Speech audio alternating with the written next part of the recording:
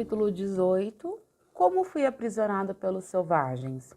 Eu tinha um selvagem da tribo dos Carijós que me pertencia. Apanhava-me caça e eu ia de quando em quando com ele à floresta. Um dia veio visitar-me um espanhol da ilha de São Vicente, que dista 5 milhas do forte em que eu morava, na ilha de Santo Amaro.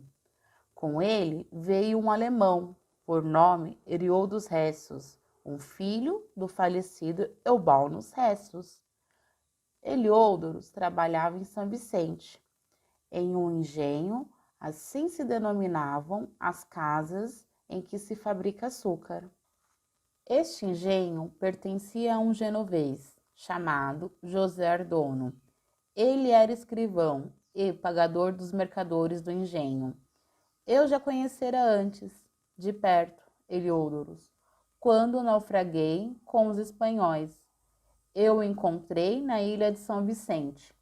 Ajudou-me de maneira amiga. Veio ver-me como passava, pois teria talvez ouvido que eu estava doente. Eu mandara o meu escravo no dia anterior à floresta, onde devia apanhar caça, pretendendo eu mesmo seguir no dia seguinte para buscá-la, a fim de que tivéssemos alguma coisa para comer, pois lá na terra só havia o que se ia buscar no mato. Como eu caminhasse através da selva, levantou-se de ambos os lados do caminho um grande alarde, como é hábito entre os selvagens. Essa gente correu para mim e eu reconheci que eram índios. Eles cercaram-me, visaram-me com arcos e flechas e assetearam-me. Então exclamei: que Deus salve a minha alma! Mal tinha pronunciado tais palavras e abateram-me ao solo, atirando sobre mim e ferindo-me a chuchadas. Porém, machucaram-me apenas, Deus seja louvado, numa perna, rasgando-me, entretanto, as roupas do corpo. Um o mateu, outro o sombreiro, um terceiro a camisa, e assim por diante. Começaram então a brigar em torno de mim. Um dizia que havia sido o primeiro a alcançar-me, outro que me havia aprisionado. Entre mentes, batiam-me alguns com arco, e por fim dos ergueram-me do chão, onde jazia inteiramente nu. Um agarrou-me um braço, um segundo, o outro, alguns à minha frente, outros atrás, e assim correram, eles depressa, carregando-me através da mata para o mar, onde estavam as suas canoas. Quando me trouxeram para a praia, vi estacionadas à distância de 1 ou 2 laços de pedra as suas canoas, que eles haviam puxado para a terra, sobre um arvoredo.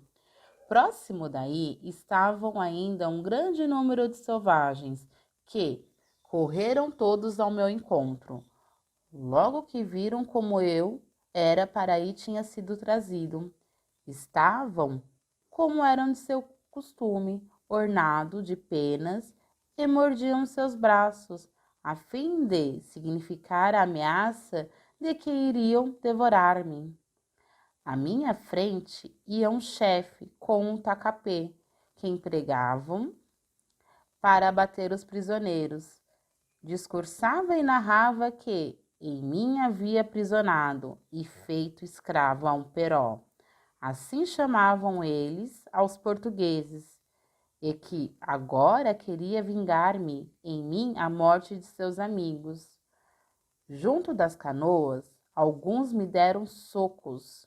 Depois se apressaram em empurrar a embarcação na água, pois receavam que em Bertioga fosse dado alarde, o que aconteceu de fato.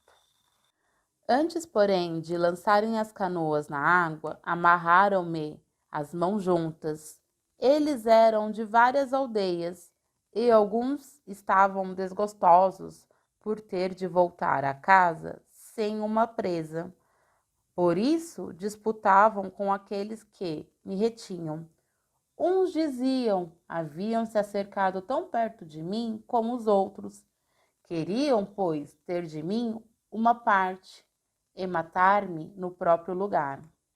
Lá estava eu, rezando e olhando em torno, porque esperava o golpe.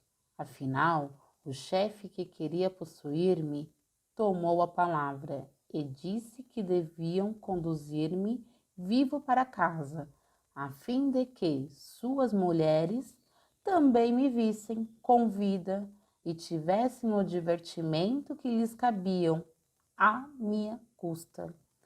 Nesta ocasião, haveria de matar-me a Queen Pepica, isto é, preparariam bebidas e organizariam uma festa, e devorar-me iam conjuntamente.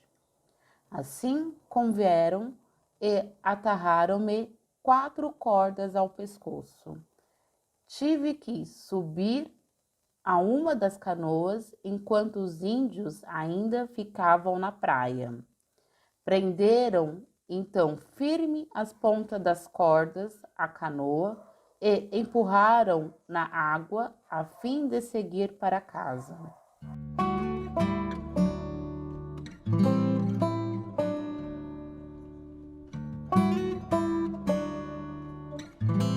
Capítulo 19. Como os selvagens queriam retroceder, levando-me consigo, e como chegaram os nossos para reclamar-me. Perto da ilha de Santo Amaro fica uma pequena ilha, na qual fazem seus ninhos pássaros aquáticos de plumagem vermelha, chamado guarás ou garças. Os índios me perguntaram se seus inimigos, os tupiniquins, já aí haviam estado nesse ano, e se tinham apanhado pássaros quando com seus filhotes. Disse que sim, mas apesar disso quiseram verificar, pois estimavam muito as penas dessas aves. Todo o seu ornato, como se sabe, eram em geral confeccionados de penas. Os garás novos têm a princípio penas branco acinzentadas, depois, quando já podem voar, cinzentos escuras. Com esta plumagem permanecem mais ou menos um ano, até que afinal se tornam tão vermelhos como púrpura. Os índios dirigiram-se então para a ilha, esperando aí encontrar pássaros. Quando, porém, se tinham afastado do local, onde arribaram uma distância apenas de cerca de 2 tiros de arcabuz. Olharam em torno e lá estava cheio de tupiniquins, e entre eles viam-se alguns portugueses. Um escravo me havia seguido quando fui aprisionado. Eles haviam escapado e dado alarde. Quiseram assim libertar-me e gritaram para os tupinambás que deviam voltar e combater com eles, se fossem corajosos. Eles, os tupinambás, então retrocederam. Da terra atiravam com espingardas e flechas sobre nós, e os índios nas canoas respondiam com tiros. Soltaram-me as mãos, deixando, porém, as cordas atadas ao pescoço.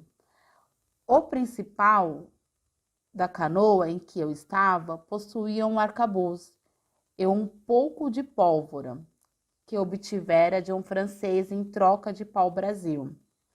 Eu tive então que descarregar a espingarda sobre a gente na praia.